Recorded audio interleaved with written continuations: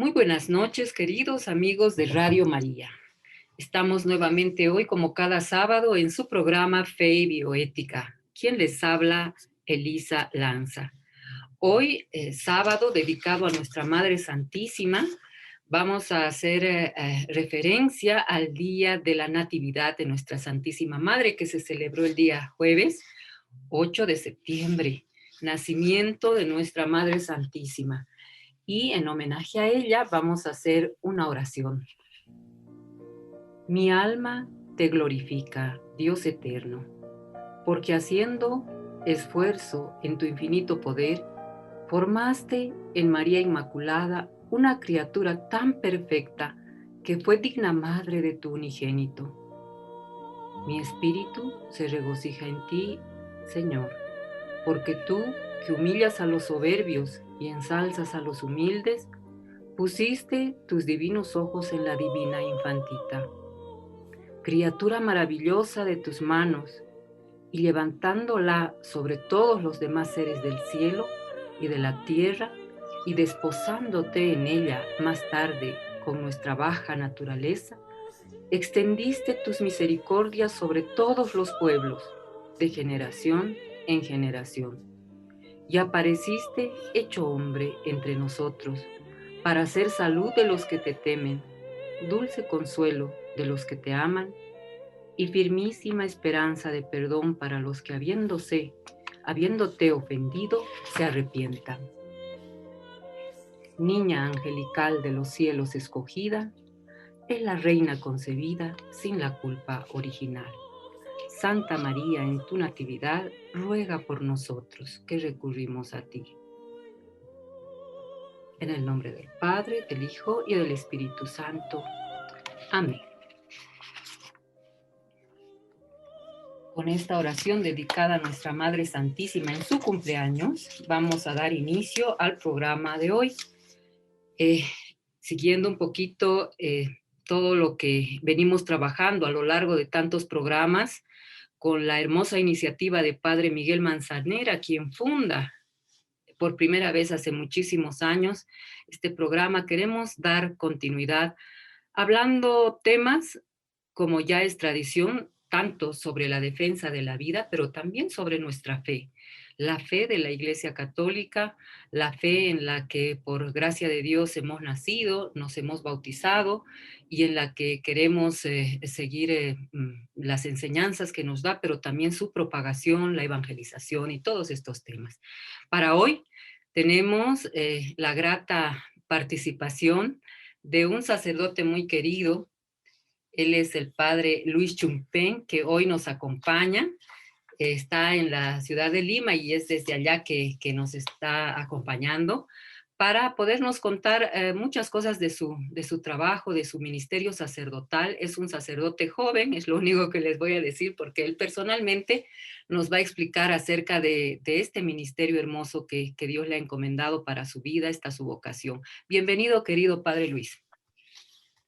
Muchas gracias, Elisa, por la presentación. Me encuentro muy contento de estar aquí en tu programa. Como dijo Elisa, soy el padre Luis Chumpén Tamariz, soy peruano, estoy en Lima y hasta hace poco estuve residiendo en España por 2 años y me siento muy contento de poder estar ahora, ser entrevistado por ti, Elisa. Yo, ya que antes en algunas oportunidades te he entrevistado a ti, ¿no? Ahora me toca estar en tu programa. Muchas gracias.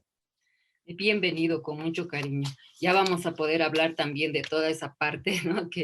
Cuando ha empezado a hacer tantos programas, porque me parece que usted se ha vuelto un sacerdote bastante conocido a través de esos programas que usted está realizando en su canal de YouTube y Facebook, transmitiendo sobre todo temas que son muy importantes para nuestra sociedad hoy, y con invitados de mucho renombre. Ya vamos a poder mencionar también quienes han pasado por su programa, pero me gustaría iniciar eh, hablando de usted, del camino que ha elegido, la vocación a la que Dios le ha llamado, Padre. ¿Cómo es su caminar y sobre todo la comunidad en la que está? ¿Cuál es su carisma? Sí, bueno, yo pertenezco a la congregación de los Oblatos de San José, que también están en Bolivia, están en La Paz y en Achumán y Villa Victoria, y están también en Santa Cruz de la Sierra, en Guarnes, donde trabajé también, y les voy a contar cómo llegué allí. y también en La Pampa de la Isla. Son 4 parroquias y 4 casas en Bolivia. Bueno, acá en Perú tenemos más casas y más parroquias, pero ahorita no las puedo mencionar porque son varias. Pero bueno, mi camino empieza en sí vocacional desde que tenía 8 años, hace ya bastante tiempo. En el año 98, justamente aquí al costado está la parroquia a la que pertenezco, que también de los Oblatos de San José. Y bueno, todo empezó cuando fui monaguillo, ¿no? Y me hicieron una pregunta si quería ser sacerdote y claro, dándole vuelta a la pregunta, pues me animé. Y ya después, sabiendo que la parroquia era de los Oblatos de San José, decidí pues ser Oblato de San José, es decir, ahí sin ser muy consciente tuve doble vocación a la vida consagrada, a la vida religiosa y también a la vida sacerdotal, ¿no? Que esas son las vocaciones que yo tengo, ¿no? Entonces mi congregación tiene como carisma espiritualidad el seguimiento a Cristo, la vivencia del misterio cristiano como lo hizo San José. Y en las antiguas constituciones se dice, nombraba como algunas virtudes de San José, que es la humildad, la laboriosidad, la vida silenciosa, la entrega a los intereses de Jesús, que es tan importante, ¿no? Y la vida, y una vida en la que uno busca siempre cumplir el plan de Dios, así como San José lo hizo, ¿no? Nuestro lema principal, hacer los intereses de Jesús, ¿no? Todo lo que la divina providencia nos depare. La humildad que es tan necesaria, la laboriosidad, la vida silenciosa que implica hacer las cosas sin buscar aplausos, ¿no?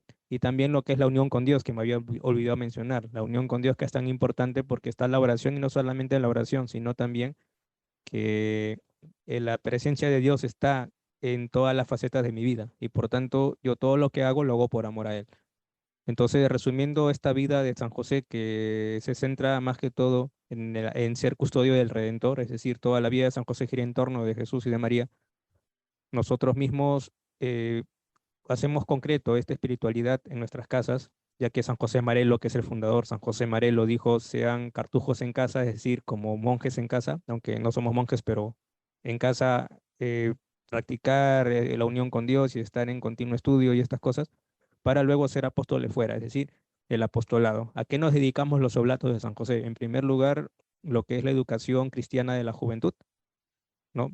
Según los tiempos, circunstancias que se presenten. Por eso que en Perú tenemos colegios, como 8 colegios, y un instituto, y 2 como orfanatos, aunque no son orfanatos, pero son 2 casas hogares donde albergamos niños y niñas, niñas en una casa y niños en otra, y se les enseña algún oficio, ¿no? Eso tenemos en Pomabamba, que está en Ancash, ¿no? En la sierra peruana. Entonces, ahí está nuestro apostolado juvenil, que también está en las parroquias, y viene la segunda parte. En la segunda parte es la ayuda al clero diocesano, ¿no? La colaboración en las parroquias y misiones, ¿no? Aún en colaboración con el clero diocesano. Por eso que nosotros asumimos parroquias Mm. y misiones, ¿no? También tenemos ese espíritu misionero y donde generalmente estamos en algunos lugares donde muchos no quieren estar. Entonces, vamos por ahí, ¿no? Entonces, en las parroquias también tenemos el apostolado juvenil que lo sintetizamos en lo que es la pastoral juvenil josefino mareliana, ¿no? Y también las otras pastorales que puedan haber en una parroquia. Entonces, la pastoral parroquial también la tenemos presente y en nuestra formación también se nos orienta a eso. Y como último apostolado está la devoción la difusión de la devoción a San José, ¿no? Que actualmente el año pasado el Papa Francisco había proclamado como año de San José, entonces es una forma también, fue para nosotros un tiempo de gracia como para poder hablar de San José con mucha más intensidad y creo que al menos en las parroquias donde yo he estado en España han podido hacerse devotos, ¿no? De tanto de San José como de San José Marelo. Y eso es una gran alegría para nosotros, ¿no? Bueno, eso sería a grandes rasgos lo que es mi camino a la vida, de la vida consagrada y sacerdotal y que doy gracias a Dios por haberme hecho oblato de San José y por ser sacerdote y también el carisma que lo he explicado también en síntesis, ¿no? Junto con lo que San José Marelo, nuestro padre fundador, nos ha dejado a cada uno de nosotros, sus hijos oblatos. Correcto. Qué lindo, padre. ¿Hace cuántos años que usted se ordena? Yo me ordené en el año 2016, ya tengo 6 años, y además también tengo 11 años de vida religiosa y 7 años de votos perpetuos, ¿no? Entonces, eso es el tiempo que tengo, ¿no? No es tanto, pero vamos avanzando según lo que Dios nos va poniendo. Con gracia de Dios, ¿no? Que se va avanzando. Algo que me llama la atención, ¿no? Que usted, bueno, ha escuchado ese llamado a la vocación desde muy joven.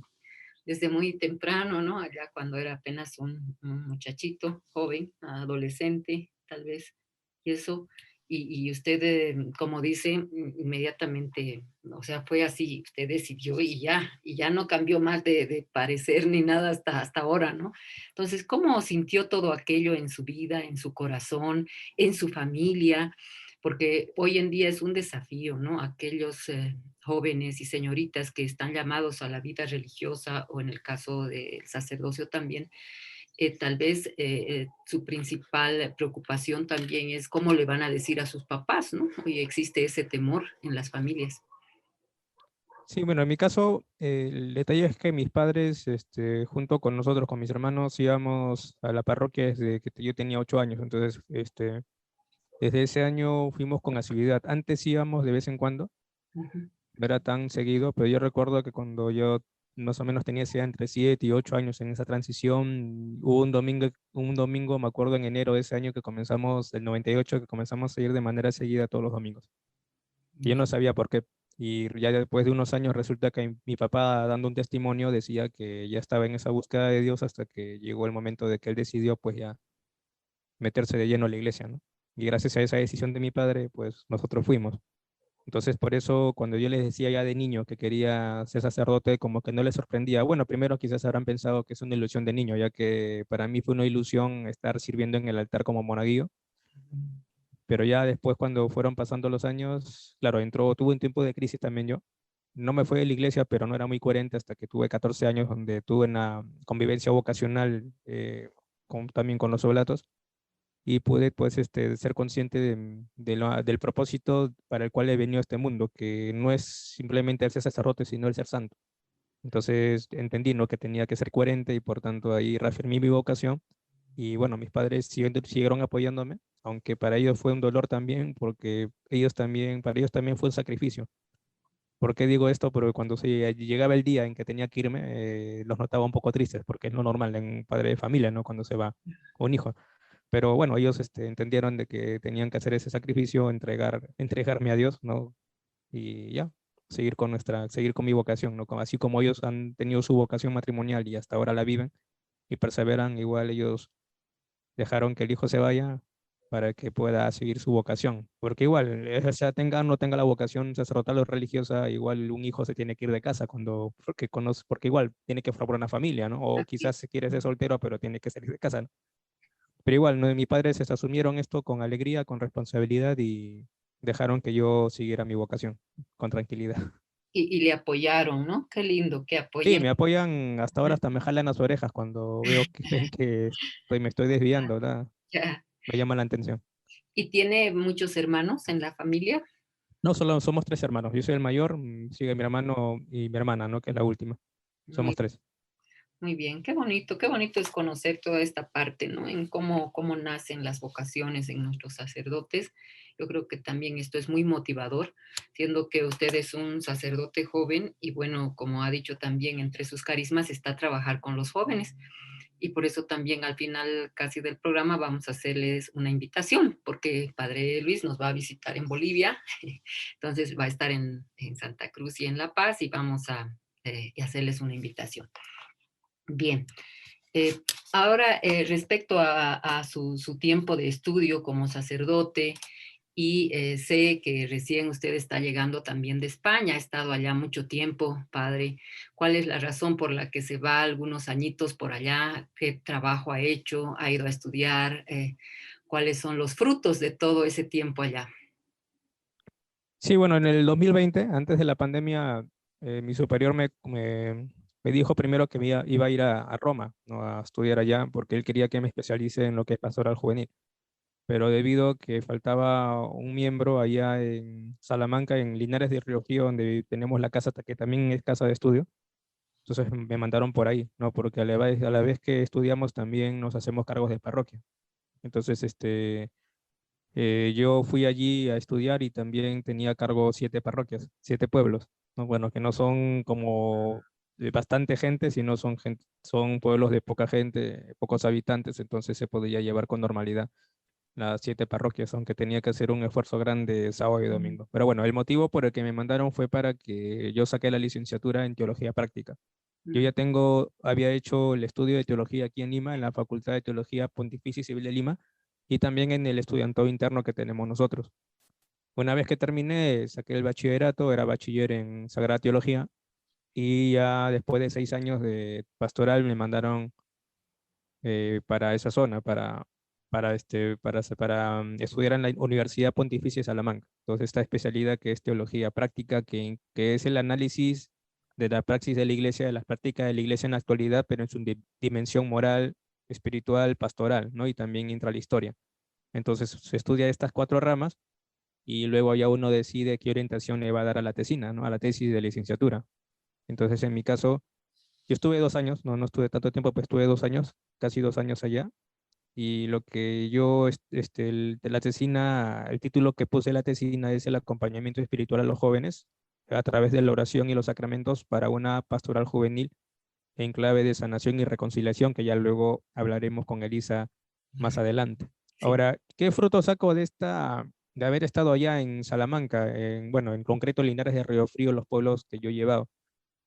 Me llevé una grata experiencia, una bonita experiencia, porque primero fue también de alguna manera encontrarme con parte de mis raíces, porque la mayor parte de Hispanoamérica tenemos raíces españolas, ¿no? Tú también los tienes, yo también las tengo de alguna manera, entonces fue encontrarme con con parte de mi cultura, ¿no? Por eso que la adaptación, aunque me dificultó un poco, no fue tan difícil. Si hubiera ido quizás a Italia o otro país que no es hispanohablante, me hubiese costado un poco más, ¿no? En este caso, como hablamos el mismo idioma, y tenemos parte de la cultura, entonces no fue tan difícil la adaptación, aunque hubo ciertas cosas que me chocaron un poco, pero me llevo una grata experiencia de haber incentivado en mí el deseo de estudiar más, de leer más, de investigar más, de haber mejorado mi método de estudio, mi método de investigación, ¿no? De ya, como decía un profesor allá, no de quitarme la mentalidad de ser estudiante de teología, sino ya de ser teólogo, de hacer teología y hacer un propio pensamiento personal, ¿no? Entonces es lo que me ha incentivado a mí para seguir investigando, seguir leyendo, y ahora que he regresado de España estoy con interés de hacer un libro, de hacer artículos, de hacer algunas cosas, ¿no?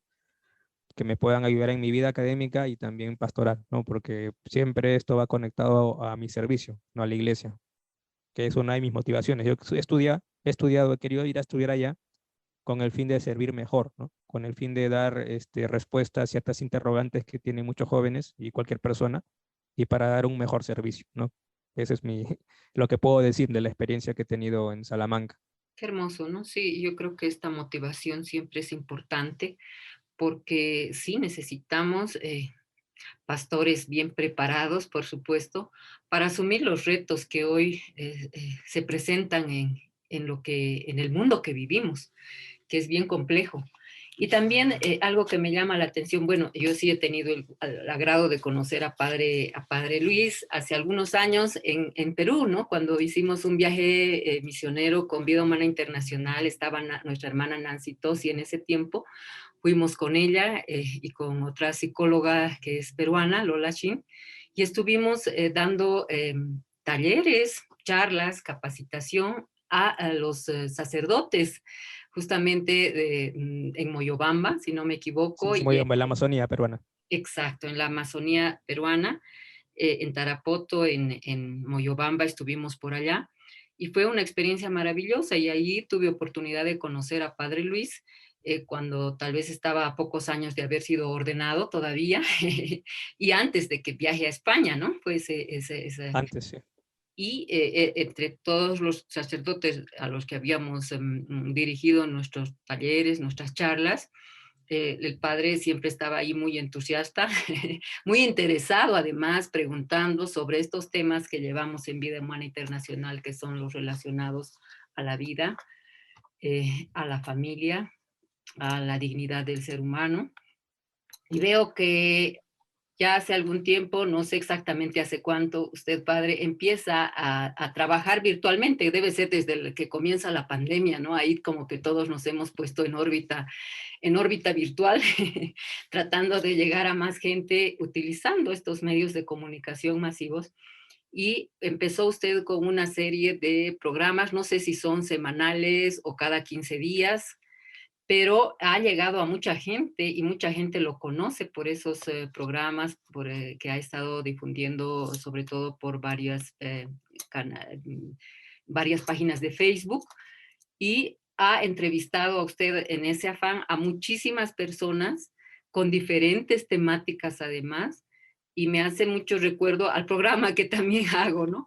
En Radio María, en este programa Fe y Bioética, vamos, digamos, por esa línea, tratando de buscar personas que nos puedan ayudar a comprender muchos temas que hoy necesitamos profundizar, conocer, entender, y además como laicos católicos y todos quienes escuchan las ondas de Radio María o ven estas páginas de Facebook, de YouTube, necesitan, si entramos ahí es porque necesitamos saber algo más, conocer algo más, escuchar algo más, que nos marque el camino en cuanto a lo que estamos viviendo, pero que nos marque en una línea recta, en una línea veraz desde la iglesia. Y esa es la garantía, ¿no? Por ejemplo, en el caso de usted, que un sacerdote haga un programa así, entrevistando a este tipo de personalidades que sabemos van por el buen camino, nos ayuda muchísimo a entender, a comprender, pero también a tomar decisiones y a seguir por un camino que sabemos es Dios mismo el que lo ilumina. Entonces, cuéntenos desde su programa un poquito qué le inspira, qué le motiva y a qué personalidades ha podido invitar a estos programas, padre. Bueno, la historia es un poco larga porque hay que remontarnos al 2019, o bueno, antes, porque, bueno, yo antes de meterme en esto de hacer los programas virtuales de mi canal de YouTube y mi página de Facebook, también tengo mi Instagram, que lo uso más para como difusión, y actualmente ya he creado mi podcast en Spotify, disculpen la mala pronunciación, en Spotify, y ya estoy metiéndome, y también ahora estoy creando una cuenta de Patreon más que todo por la colaboración, por las donaciones, porque ya estoy necesitando de un poco de dinero para poder solventar el apostolado que estoy haciendo. Pero bueno, el activismo pro vida, pro familia y el recto uso de la sexualidad, en el caso de la castidad, viene ya de antes. Yo desde me he interesado, desde que he ingresado a la vida consagrada, a abordar esos temas. Y ya en el año 2019, desde el 2017 que ya estoy en San José de Sisa, en la Amazonía peruana, en San Martín, comenzamos a hacer congresos así de Provida, ¿no? Entonces yo al inicio comencé a trabajar con la Red Provida San Martín, que es un grupo de jóvenes que también hacen un apostolado enorme. Y luego ya en el 2018 también, en el 2019 fue como cuando conocí a Vida Humana Internacional, y no, conocí a esta gran mujer. Espero que algún día en la iglesia la puedan reconocer como santa, que es Nancy Tosi. Y también la que te conocí a ti, conocí a la doctora Lola, y ahí me fui interesando por Vida Humana Internacional, y así que ese año invité a Vida Humana Internacional a San José de Sisa, y fue Nancy y dio unas charlas, y también no solamente en San José de Sisa, sino también en otros pueblos que tenemos alrededor, ¿no? Entonces, ya después de este año, en el 2020, yo quería seguir con lo mismo, y habíamos acordado con Nancy justo nos iba a dar una charla a los sacerdotes oblatos, pero hubo un problema que falleció un obispo nuestro y no pudo estar. Y ya luego habíamos programado otro congreso pro vida que iba a ser grande, iba a albergar algo de 300 jóvenes de toda la provincia del Dorado en el mes de agosto del 2020. Y lo habíamos programado desde enero, ¿no? Entonces estaba todo coordinado, pero justo vino la pandemia. Entonces en marzo, que fue la pandemia, justamente para el año de San José, para la fiesta de San José, el 19 de marzo, yo decido pues grabar un video hablando de San José y lo publico en mi cuenta personal de Facebook. Y luego, con el afán de poder buscar la manera de cómo reunir a los jóvenes de la pastoral juvenil de mi parroquia, comencé a utilizar el Messenger para reunirme. Luego descubrí el Zoom y luego Google Meets, entonces comencé a meterme a este mundo. Entonces ya en junio de ese año ya sabía de que se podía transmitir en vivo desde Zoom y Google Meet. Y había un programa que se llama OBS, el que uso ahora. Entonces una jovencita me dio un tutorial y comencé a meterme en eso, y es donde se me ocurre la idea de decirle a Nancy, dice, ¿por qué no hacemos? A Nancy le dije, no, porque Nancy era la asesora, mi asesora. ¿Por qué no hacemos algún congreso así pro vida o algunas charlas pro vida virtualmente? Porque ya aprendí a usar esta herramienta para que podamos transmitirlo en vivo, ¿no? Y ella aceptó. Y en un inicio solamente hacíamos el programa a través de mi cuenta de Facebook, y a través de la cuenta de la Pastoral Juvenil del Perú, ¿no? De los Oblatos. No, no, hasta ese momento yo no tenía cuenta, ni página personal, ni canal de YouTube. Lo subí a mi canal personal y fui invitando ahí a diversos personajes, ahí donde se me ocurrió invitar al padre Pablo Meloni, Augusto Meloni, que fue vicepresidente ejecutivo de la OMS cuando antes de ser sacerdote y antes de ser un buen cristiano, porque por un tiempo no estuvo tan metido en la iglesia, hasta un tiempo. Luego también invité a la doctora Lola, no, invitaba también a algunos cantantes, más que todo para la reunión con los jóvenes. Y después de ahí fue creciendo, fui mejorando, porque como fui creciendo un poquito en lo que aprendiendo más cosas, a perfeccionar la cuestión de las transmisiones, ya cuando vine a España ya decidí mejor que era crear un canal, una página propia y un canal propio de YouTube al que le puse Custos Veritatis. ¿Qué significa Custos Veritatis? Custodio de la verdad. Y lo hago en referencia a San José, ¿no? Porque San José custodió al Redentor y el Redentor es la verdad, camino, verdad y vida. Entonces, el custodio de la verdad. Y ahora en tiempos actuales, ¿qué significa? Defender la verdad, ¿no? Ante la mentira de las ideologías de este tiempo. Entonces ese fue el motivo de crear ya esta página ya en España cuando estuve en Salamanca ya el año pasado, ¿no? Entonces desde ahí comencé a invitar también a otros personajes como Miklos Lukács. eh, También invité a Dan Turbina, que es un economista peruano, pero a gran apologeta, a quien invité también a hablar sobre Jesucristo, sobre ese mito, sobre ese afán de negar la existencia de Jesucristo. Históricamente también le invité a Dan Turbina. He invitado también a Dana Segura, una chica que tiene AMS, atracción al mismo sexo, y que trata de vivir su vida como buena cristiana, buena católica y sanando su herida, ¿no? Ella misma cuenta su testimonio.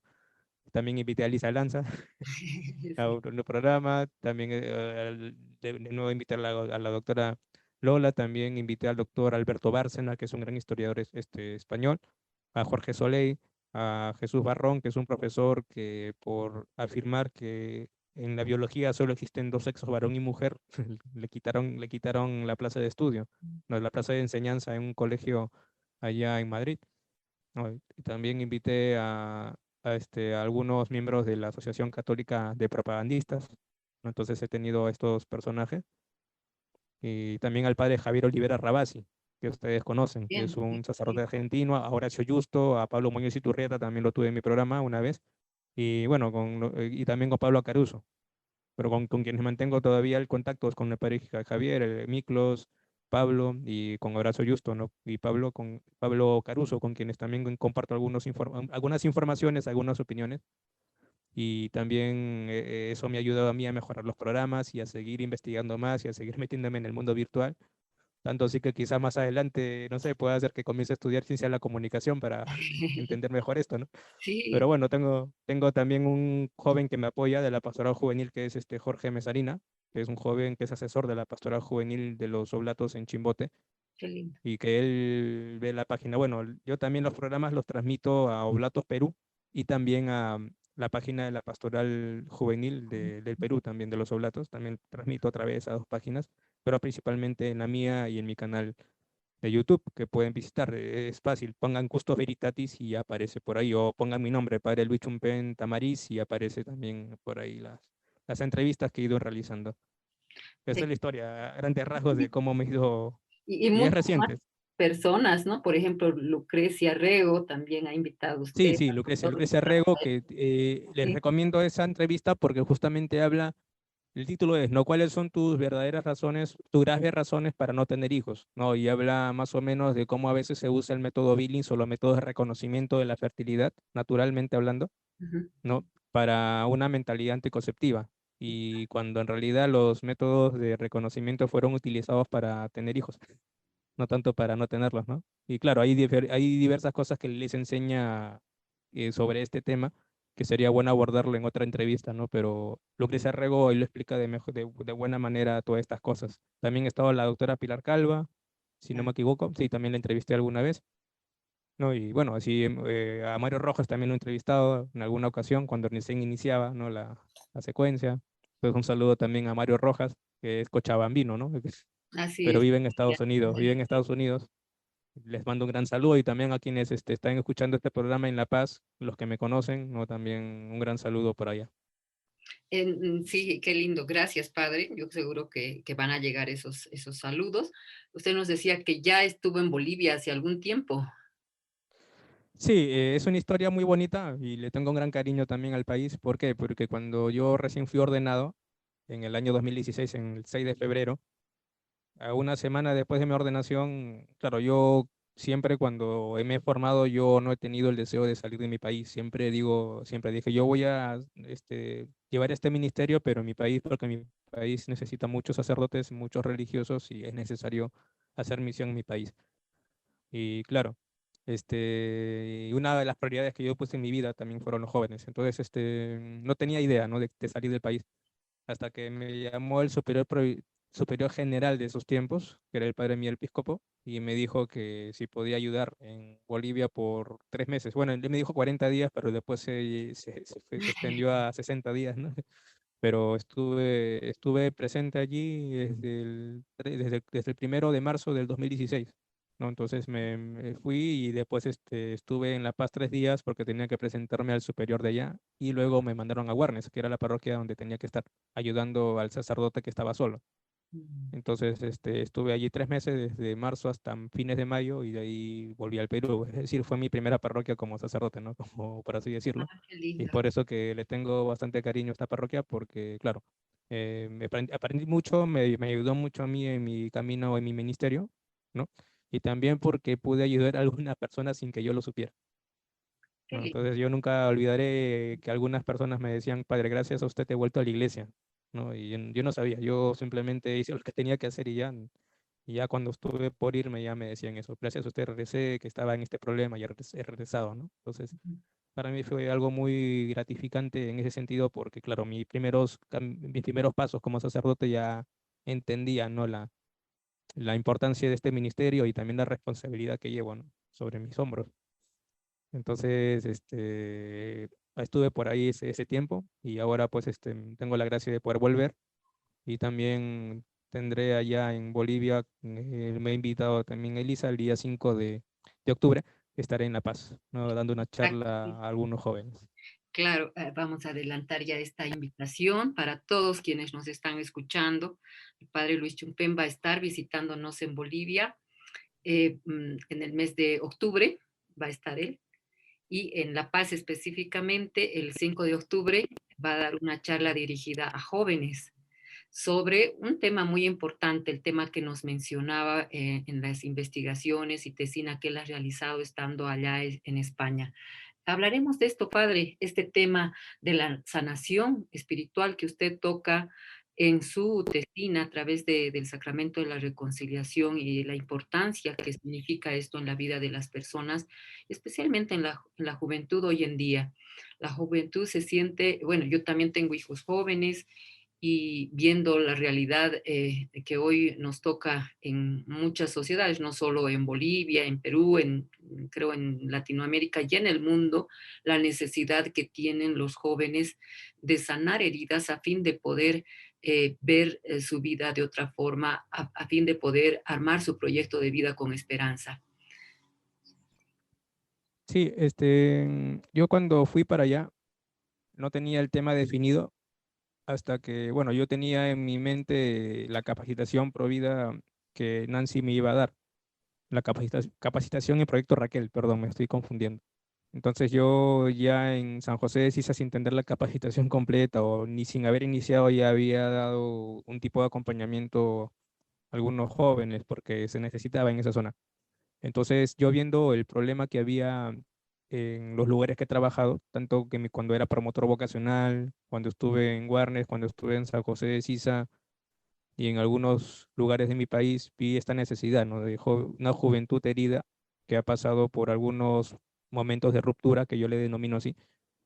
Bueno, voy a mencionarlas, que pudieron haber cometido algún aborto, haber pasado por abuso sexual, por haber pasado quizás por alguna pérdida dentro de su vida, que los lleva a un proceso de duelo, ¿no? Y que muchas veces estos jóvenes no tiene quien los escuche y hay personas, sacerdotes o psicólogos que a veces no saben mucho qué hacer con este grupo. porque sí, se necesita un acompañamiento especial, un acompañamiento de sanación y reconciliación, como yo le he denominado, ¿no? En mi tesina. Entonces, vuelvo a repetir el título, es acompañamiento espiritual a los jóvenes a través de la oración y los sacramentos para una pastoral juvenil en clave de sanación y reconciliación.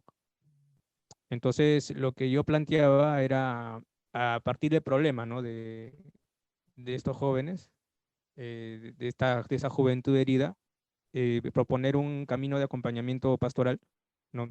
Que les ayude a los jóvenes a poder sanar, a poder ser conscientes de la herida que tienen y dejar a Dios que actúe en sus vidas, siempre con un sacerdote, cualquier laico o cualquiera persona que esté especializado para eso, que les ayude a poder salir de este problema. Pero teniendo en cuenta y la referencia a la Eucaristía y al sacramento de la reconciliación, junto con ella con la oración, ¿no? Porque si queremos una sanación, debemos tener en cuenta que el que sana las heridas es Dios. Y por tanto, Dios tampoco deja de lado los procesos humanos de superación de estos problemas, que son los procesos normales de duelo que uno lleva.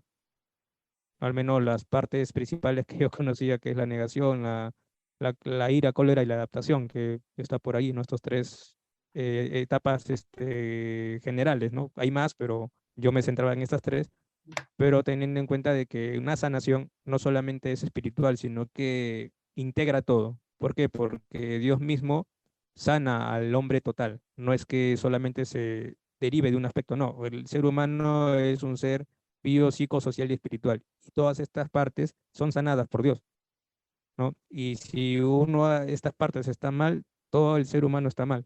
Entonces, por eso es necesario que nos acerquemos a Dios para que esas heridas sean sanadas y el ser humano y el cristiano pueda desarrollar su vida cristiana con normalidad y llevarlo a un acompañamiento espiritual normal, ¿no? Bueno, entre comillas, normal, ¿no? Habitual, ¿no? Como se tiene actualmente o lo que denominamos dirección espiritual, ¿no?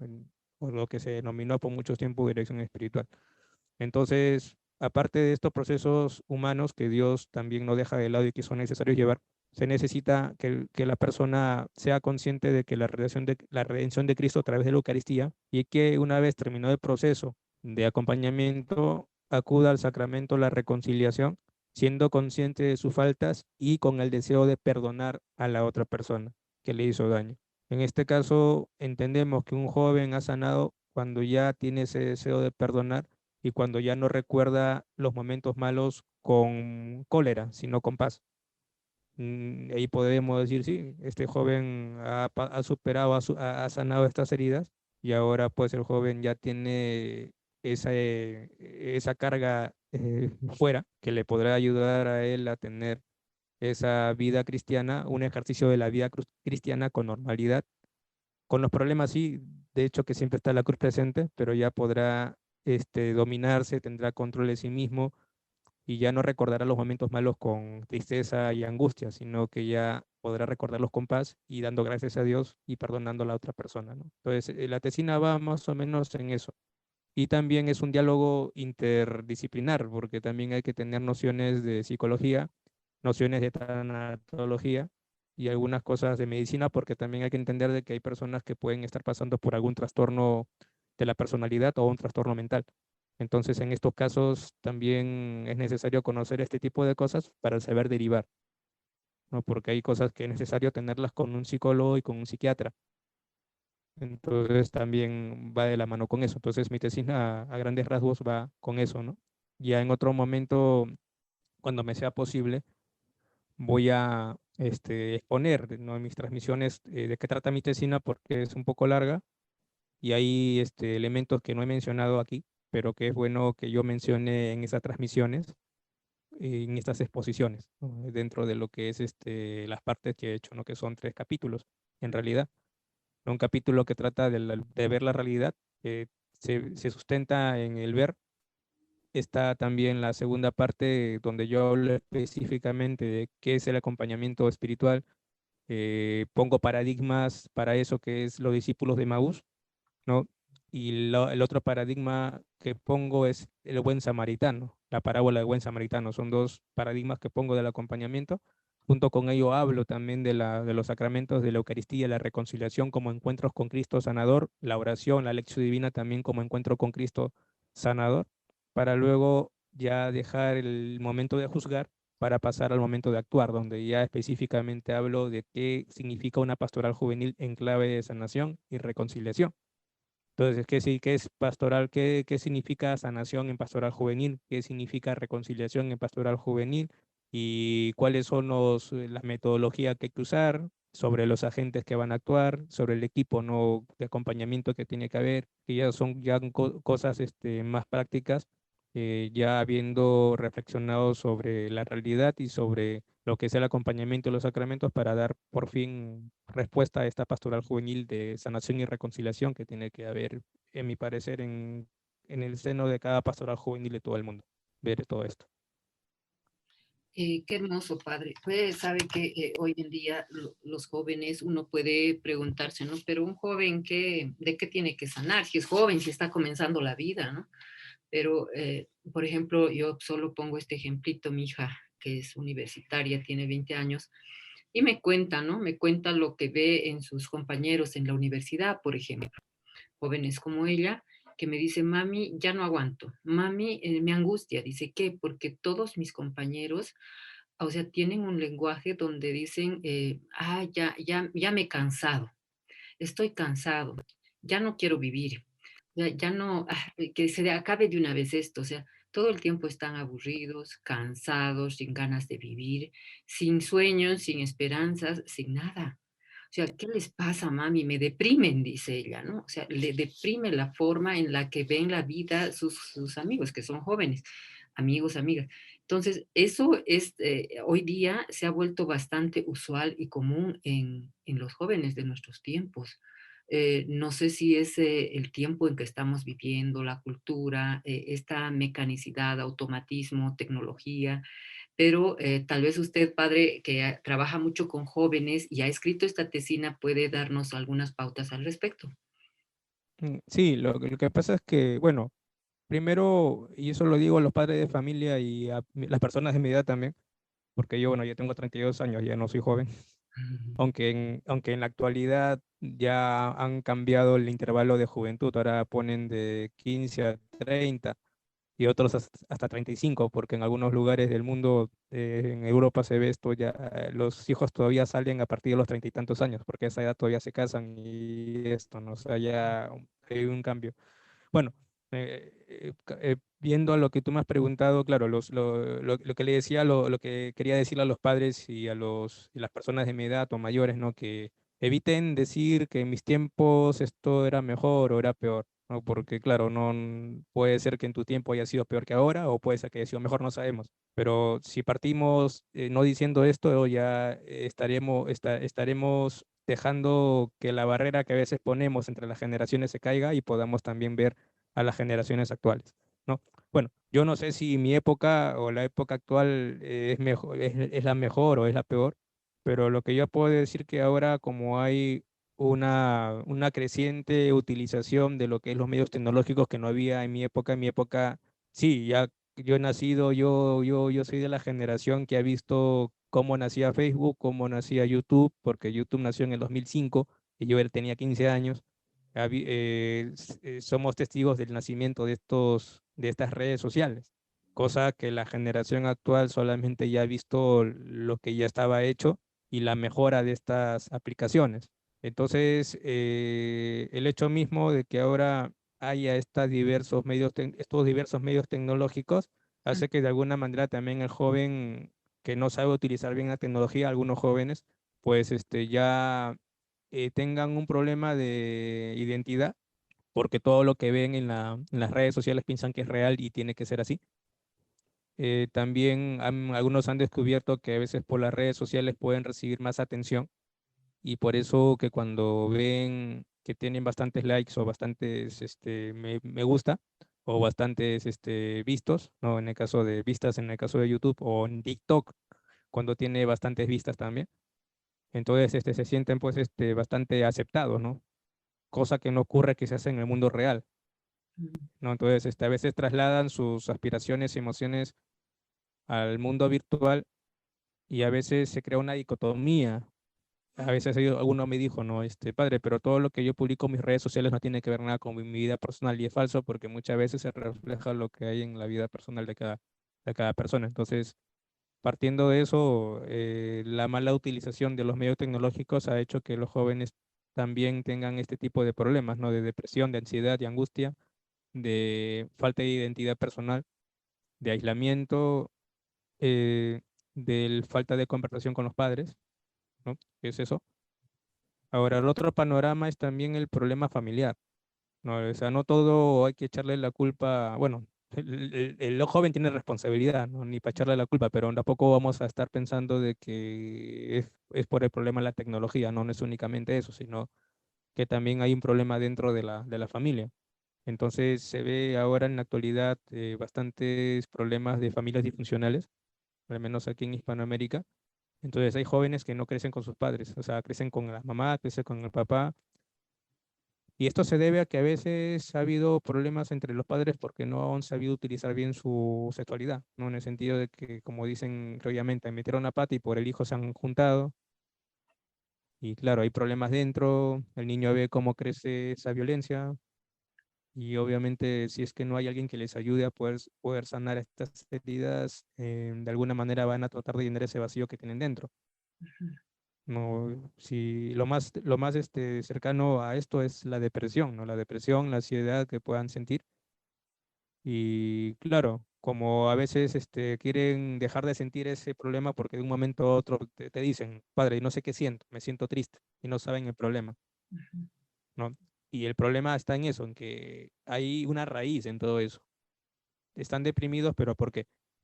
Y cuando tú les comienzas a preguntar y a tener confianza, pero ya después de de un tiempo ya más o menos es considerable, ya comienzas a descubrir de que han tenido algún problema en casa, papá no estaba presente o estaba presente pero como si estuviera ausente, o la mamá también, o ha pasado un problema de abuso sexual en la familia, o como también pudieron haber tenido alguna experiencia mala en algún otro centro de estudios, en cualquier lugar, que es una de las cosas por las cuales uno se entera de estas cosas y entiende el porqué de esta angustia, el porqué de esta depresión, por qué el joven actúa de tal manera. Ahora, yo no estoy justificando a los jóvenes tienen responsabilidad con sus actos, todos los actos que el que hagan, ellos tienen que ser responsables y darse en cuenta del mal que hacen, como también conscientes del mal que han recibido para poder sanar lo que tienen. Si no, si es que no sanan esas heridas a tiempo, o no a tiempo, sino si no sanan las heridas porque cada uno tiene su proceso, ¿no? Cada joven, si no la sanan, ese problema se va a repetir también cuando ellos tengan que formar una familia.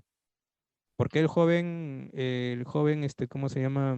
El varón puede ser promiscuo y y sacarle la vuelta a tantas chicas porque seguramente no ha tenido una figura paterna que le ayude y que le enseñe cómo debe ser un verdadero varón. O quizás ha tenido una madre, pero la madre quizás le ha dado las herramientas necesarias como para entender esto. O por qué una chica puede ser promiscua por el mismo problema. Puede ser que en la familia haya tenido un problema o haya pasado por algún tipo de ruptura.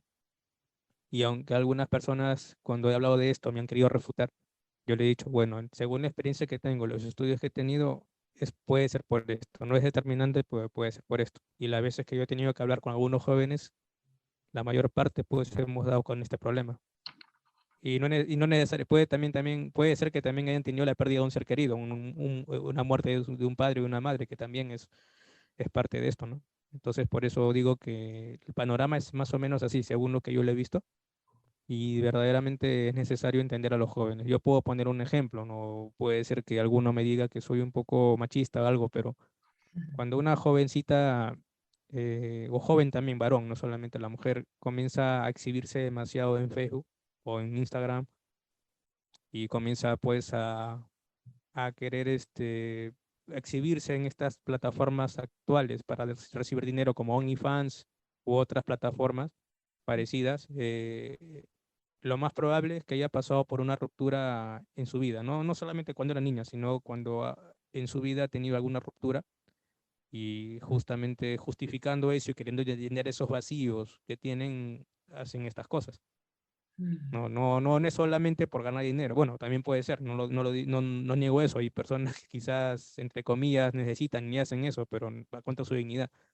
pero el problema principal en algunos casos es que han tenido este problema y buscan llenar esos vacíos haciendo estas cosas. Y justifican, no se justifican siempre. Pero bueno, todos tenemos que tener una mirada de misericordia, por eso en mi tesina digo, hay que mirar con misericordia, una mirada de fe, de misericordia. Y una mirada también que nos ayude a ver los datos científicos y de otras disciplinas. Pero primero, la mirada de misericordia, así como Jesús miró a la mujer pecadora y a cuando en ese pasaje, cuando está en la casa de Simón, no un fariseo, y viene una mujer no de mal vivir y que llora en sus pies, como también aquella que casi la apedrean. Esa mirada de misericordia, pero que lleve a la conversión. Ahí va. En ese sentido, la sanación también va unida a la conversión, va unida a la reconciliación y al perdón. Si no hay esto, es difícil que haya sanación integral, ¿no? Porque es integral, no solamente el espíritu, de todo. Exacto, padre. Y hay apertura de estos jóvenes y personas que usted acompaña o llegan a usted para poder seguir este camino sacramental. ¿Se abren al perdón, a la misericordia del Señor? Es que es difícil. En un primer inicio, como que dan a entender, lo que quieren ellos es no sentir esa angustia, no sentir, no tener esos sentimientos y emociones. No quieren, porque les hace mucho daño, porque no les deja tranquilos. Incluso te dicen, padre, a veces se me va y estoy tranquilo, feliz de la vida, y luego se me vuelve a venir y no sé qué hacer, ¿no? Entonces, sobre esto, la apertura va de a pocos. Quizás es mucho más fácil cuando es un joven que es de parroquia y sucede, ¿no? Que después de muchos años de servir a la parroquia ya te viene recién te confiesa este problema. Para ellos es un poco más fácil que para los otros, pero igual, la apertura a la sacramentalidad, la apertura misma a la sanación y el perdón es difícil. ¿Por qué? Porque hay que tocar la herida. Ahí vamos. Creo que en Proyecto Raquel, tanto tú como Nancy me decían lo mismo, ¿no? La pseudo sanación. ¿Qué pasa con esto? De que cuando la persona, especialmente cuando recientemente ha tenido este problema de estas rupturas, te busca con el afán de ya no sentir eso. En el proceso de acompañamiento llega una parte en que ellos ya, entre comillas, dejan de sentir ciertas cosas y piensan que ya están bien. Pero en realidad no es que estén bien, sino que ellos no quieren sentir el dolor. ¿Por qué? Porque cuando uno comienza a darle el acompañamiento, hay que descubrir la herida. Y Exacto. la persona muchas veces tiene que recordar, hablar, y claro, para que el que acompaña pueda, como digo mi tesina, contar la historia de otro modo, desde los ojos de la fe. Entonces, cuando está en ese proceso, obviamente vuelve a tener ese sentimiento de ira, de cólera, porque no ha llevado un proceso de duelo normal, sino que ya es un duelo casi patológico, es un poquito complicado. Entonces, ahí cuando ya supuestamente se siente bien es porque no quiere sentir más dolor y no quiere que le toques la herida porque le duele. Entonces prefiere mejor alejarse Alejar. y no seguir con el proceso, o en todo caso, cortan el proceso y luego lo vuelven a retomar y hasta que llega un momento en que ya verdaderamente ya dicen, no, padre, hay que seguir con esto y siguen y llegan a sanar. Pero claro, ¿cuánto tiempo dura esto? Eso es dependiendo de cada persona, porque cada persona tiene su proceso personal y eso, la interioridad, el interior es un tesoro que nosotros tampoco podemos violar, ¿no? No podemos violentar. Ellos tienen poco a poco, con la gracia de Dios, ir descubriendo, descubriendo, darse cuenta, que es importante darse cuenta del mal que han hecho también, su responsabilidad, para que puedan iniciar ese camino de sanación y conversión, y así poder perdonar. Bueno, eso es lo que puedo decir. Amén, amén, Padre. Sí, sí, realmente necesitamos mucho trabajar con la juventud. Necesitamos jóvenes sanos para que puedan en su vida elegir ese camino de vocación que Dios les marque, ya sea a la vida a la vida sacerdotal o religiosa o a la vida matrimonial, ¿no? Y yo creo que estos dos caminos siempre van a ser caminos de plenitud en el Señor y para la vida de cada persona. Entonces, oremos mucho por los jóvenes, ya estamos en los últimos minutos del programa y quisiera invitarle, Padre, a que haga una oración por los jóvenes precisamente y especialmente por los jóvenes de Bolivia, los que pronto va a visitar en la ciudad de La Paz y también en Guarnes, para que quienes nos escuchan se animen a participar de esta charla que vamos a tener con Padre Luis Chumpén. Adelante, Padre. Muy bien, vamos a encomendarnos a nuestro buen Padre San José con la oración que decía San José Marelo. Oh San José, nos aquí todos para ti, tú sé todo para nosotros, tú indícanos el camino, sosténnos a cada paso, condúcenos a donde la divina providencia quiere que lleguemos. sea largo o corto el camino, fácil o difícil, se vea o no se vea con ojos humanos la meta, deprisa o despacio, nosotros contigo estamos seguros de caminar siempre bien. Amén. El Amén. Señor esté con ustedes Y con tu y espíritu. con tu y la bendición de Dios Todopoderoso, Padre, Hijo y Espíritu Santo, descienda sobre ustedes. Amén. Amén. Amén. Muy buenas noches, queridos amigos, y gracias por haber permanecido en las ondas de Radio María.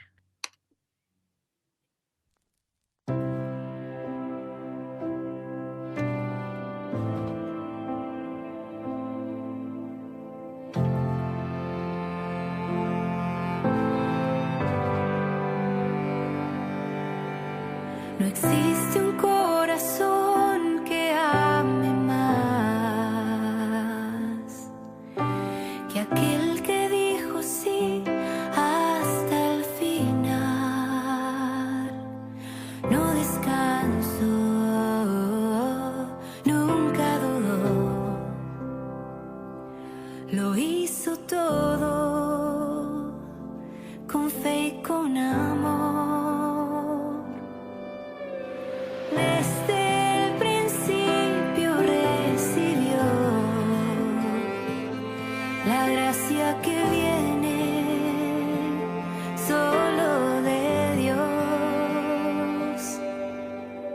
Con su pequeñez y su humildad nos muestra el camino a la santidad.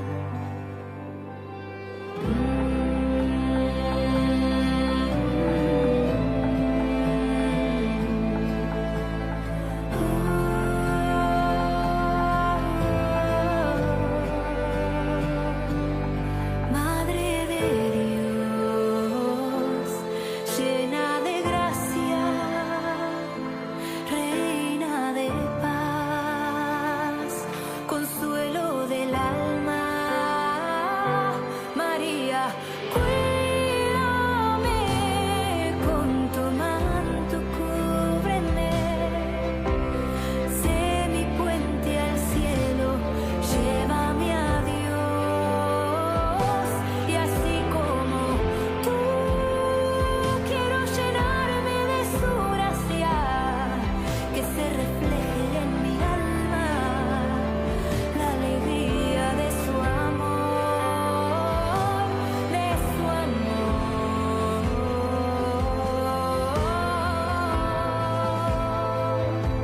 de su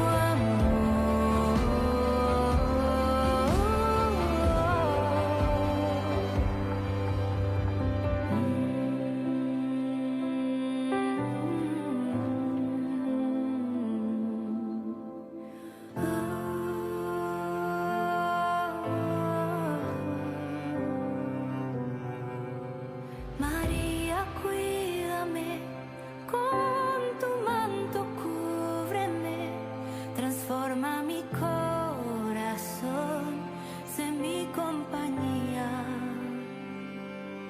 Madre de Dios, llena de gracia, reina de paz, consuelo del alma, María, cuídame, con tu manto cúbreme, sé mi puente al cielo, llévame a Dios, y así como tú quiero llenarme de su gracia, que se refleje en mi alma la alegría de su amor, de su